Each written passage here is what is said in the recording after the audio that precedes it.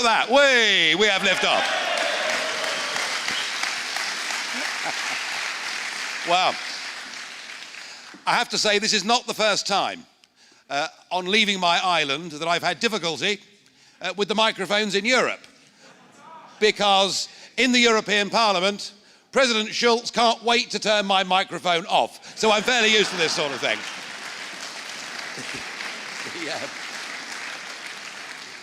Thank you very much indeed for inviting me here today.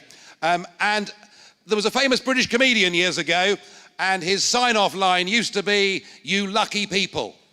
And when I come to Switzerland and I get off the aeroplane and I realise that I've just left the European Union, I have to say to you, you lucky people. Well done, Switzerland. The little-known UK Independence Party, or UKIP, are only 3 years old. They average just over 3% of the vote in the European elections, but they're planning to fight every seat at the general election. Fed up with what they regard as a pro-European conspiracy among the major parties, the UKIP believe their time has come. What started as a murmur in the pubs and clubs and wherever people congregate in this country is now beginning to reach a crescendo roar. And what people are saying is, get Britain out. I joined the Conservative Party when I was 13 or 14 years old. I was excited by much of what Mrs. Thatcher was trying to do during the 1980s. I felt that I was always going to be a Conservative, but it didn't seem possible to me that the Conservative Party would so actively betray all that this country stands for. Nigel Farage. Farage? Which is it? I don't mind. You don't mind. Farage would be the English way of saying it, of course. That's fine with me. Yeah, OK. Why do you call it Farage, then? Normally? Well, I say Farage, but what do you park your car in, Jeremy? A garage. Well, there you are. It's Farage, then. OK, you're a garage. We've heard in Wales that without membership of the European Union, all agriculture would cease. I thought the Welsh were farming before we joined the common market, but perhaps I'm wrong.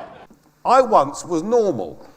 I actually had a job. I used to get up in the morning, get a train to London and work. Unlike the bunch of college kids we've now got in politics who've given away our country. And they don't understand, they have no idea, actually, that we, the British people, are proud of who we are proud of those that went before us, and that we believe that the best people to govern Britain are the British people themselves through the ballot box, not the bureaucrats in Brussels.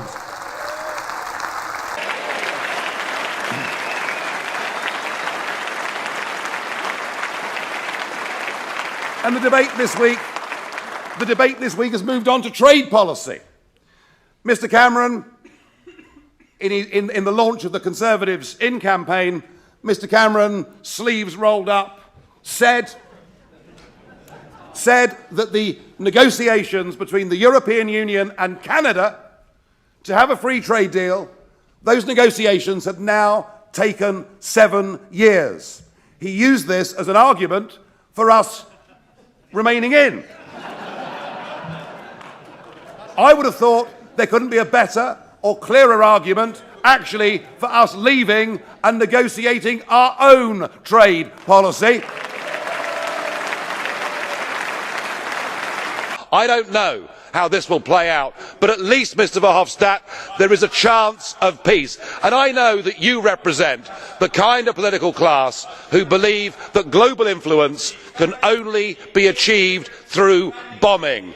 Well, luckily, unlike extreme EU nationalists like yourself, British democracy has proved that through nation-state parliaments, we've actually made people rethink. And Mr. Chairman, I have to say, Mr. Chairman, that as somebody that has been here now for 14 years, it's very ironic that the view that I used to represent was called extreme, but you can see the extreme militarists now. Thank you. Just picking up from where we were, do you think tube workers should go to work next week? Well, that's a matter for them, but I think the strike as a whole shouldn't be going ahead. And as I say, I think both sides should get round the table to sort this out and stop the disruption. Nigel Farage, you saw on the front page of the Sunday Times that apparently David Cameron is going to debate with you after all. Are you delighted by that? Are you impressed? Yeah, until you read the small print, and then it doesn't really make a promise like that at all. No, I think what David Cameron does very often is he makes these promises, vague promises, and then doesn't actually deliver afterwards. I don't think he's got any intention of allowing me into any of these debates. I don't know, perhaps Ed wants to debate with me. I'd be very happy to. They're not Muslim, they're just extreme. They're Muslim extremists. They are not Muslim. There is a big difference between the two. Muslims are peaceful people, and extremists are not. They're doing this to make. They want us to be what they are. But we're fighting a European election in 2.5 weeks' time. From what I can see, your party isn't even discussing the European question. It's absolutely... You're boxing it off. But look, Nigel, you're talking about the cost of living. It absolutely You're not discussing it. You don't want to have a referendum. Let's do it in the next fortnight. No, look, it absolutely is talking... We absolutely are talking about these issues, Nigel. And look, you want to get out of the European Union. Absolutely. I think that, yeah, and I think that would cost jobs in this country. But by the way, you also say, and I think people will start to look at your issues, what you say on this, you also say you want to keep the flame of Thatcherism alive. I don't think that's going to serve working people in this country. Again, you see, that was what a headline was written in a newspaper. I never said that. So you don't think that somehow you're the heir to Mrs. Thatcher on policy, on whether it's charging for the NHS or these other things? The one thing that happened during the 1980s that needs to happen again is the size of the state was reduced. I think there is a very urgent need, given how indebted the Labour Party left this country and the fact the coalition have added hugely to the national debt, we've got to reduce the size of the state. I think people are going to start getting interested. That Nigel wants a flat tax, he wants big tax cuts for the richest in our society. Well, and for the poorest. And tax rises for the poorest, bigger cuts in services. Looks like the debate started. This is not a bad thing. This is the edited short-term version. We could have much more of. Now, of course, the whole referendum is based on Mr. Cameron's renegotiation.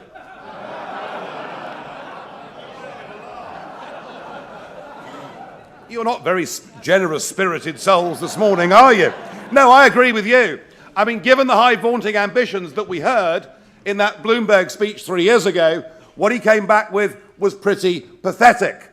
But what is worse than that is his quite deliberate attempt to pull the wool over the eyes of the British public by telling us that what he's been granted is legally binding.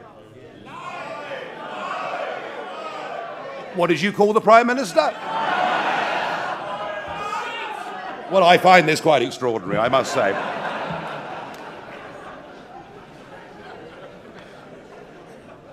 I'm not going to use that word. But he's saying, yeah, I know that. Oh, I know that. Oh, I know that. I might lead the People's Army, but I can't control it.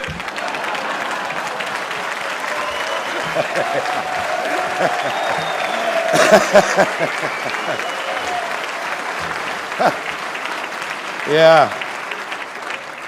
Goodness knows I've tried. Well, there's one thing for certain about this plan to change over our road signs from miles to kilometres, and that is that if Lord Kinnock is in favour of it, it's got to be a bad idea. Let's have a Europe where we sit down together, where we have a free trade agreement, where we agree minimum standards on work, on the environment. We can do all of these things without a European Commission, without a European Parliament and without a European Court of Justice. We've done it in security terms with NATO. Yes, it'll mean you'll lose your job, Mr Barroso, but apart from that, why can't we do things as mature democracies? Yes, I want you sacked, Mr Schulz, as well. I want you all fired. And the recipe, we're told, is more of the same. More of the same. And indeed, I met the German Chancellor Angela Merkel about 18 months ago to talk about this. Now, it's a very odd thing, but I find myself as one of the 7 leaders of a group in the European Parliament. And this means they have to invite me to all the official functions, which is something that I enjoy very much more than they do. So I was at this lunch, and the German Chancellor was there, sitting across the table, and I can let you into a little secret about Angela Merkel, that in private, she's even more miserable than she looks in public. Do you remember just a few years ago, there was a market trader from Sunderland, a chap called Steve Thoburn, who sadly died prematurely. And Steve Thoburn became a criminal, got a criminal record, because he had the audacity of selling a pound of bananas to an old lady. And why? because we're in something that was called the common market, that is now called a European Union, will very shortly be a United States of Europe, and we have to be harmonised, homogenised, pasteurised, and all turned into the same people. And I'm delighted, Alistair, that you're going to reject Lord Kinnock's advice on this, but could you please assure me that your government will do something about the fact that from the 1st of January 2010, it will be a criminal offence to even give supplementary indicators. It'll be a criminal offence to even use the pounds and ounces symbol on a grocer's stall. So if you're about to launch a campaign, and Gordon Brown keeps talking about Britishness, and surely weights and measures are part of our culture, will you assure me that you'll overturn that European directive so that it won't be a criminal offence from 2010 to use pounds and ounces? We went to war in Iraq being told that Saddam had weapons of... Why don't you shut up and listen for a change? You really must be the vilest, rudest man in European politics. And you rant on, and the chair lets you get away with it because you're the former Prime Minister of Belgium. Well, there we are. In the past, the EU has done lots to earn the criticism of being pro-Palestinian. I cannot believe, I'm very surprised actually, that it's had a report written that has been supposedly influenced by the Israelis in any way, shape or form. I can't talk for my three colleagues here, but I haven't seen any massive pro-Israeli bias start up in the course of the last 18 months in the European Parliament. All right, let's have a quick show of hands around the table. Nigel Farage, in favour of publishing this report? I completely understand why the report's not being published. Why not? Well, I think that the European Union did not want to appear to be provocative. I think they're very worried about the Hamas result last week. They're probably going to go on giving money to the Palestinian Authority. I mean, it was 380 million euros last year. So, I mean, they're playing big foreign policy games. And I think that's really the question. It's not a matter of transparency within the European Parliament. It's a matter that rapidly we have an emerging common foreign policy. And I mean, if you want to find out what Britain's position is on any global issue from Iran to the Middle East, please don't ask Jack Straw or Tony Blair or the British government. Never mind ask Jack Straw or Javier Tony Blair. Solana. Should this report be published formally? Well, yes or no? On the basis, Tick one box, yes on the or no? basis that it's been produced, yes. There's a common sense argument about not spending money on painting out road signs, but I don't share your virulent dislike of everything in Europe, and kilograms and the rest of it. You know, the whole generation of people who are growing up were perfectly used to it and can live so perfectly it's okay happy then with that it. it'll be a criminal offence, is it? You're happy with that? I just don't share your virulent anti-Europeanism. But what about sharing his view that pounds and ounces? What about sharing the view that you shouldn't abolish pounds and ounces?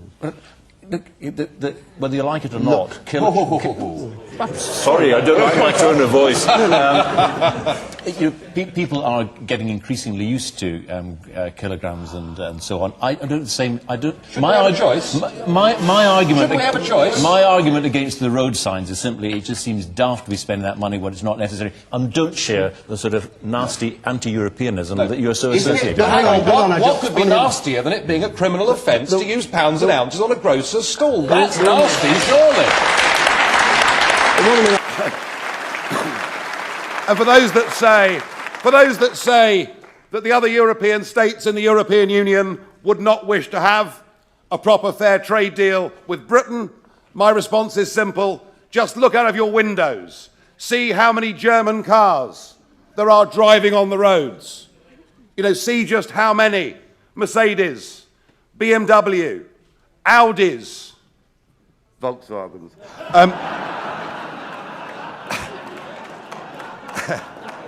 There's an owner over there, I can tell. He's gone red. But look how many German cars there are. Look how much French wine was sold at the UKIP gala dinner last night. Recognise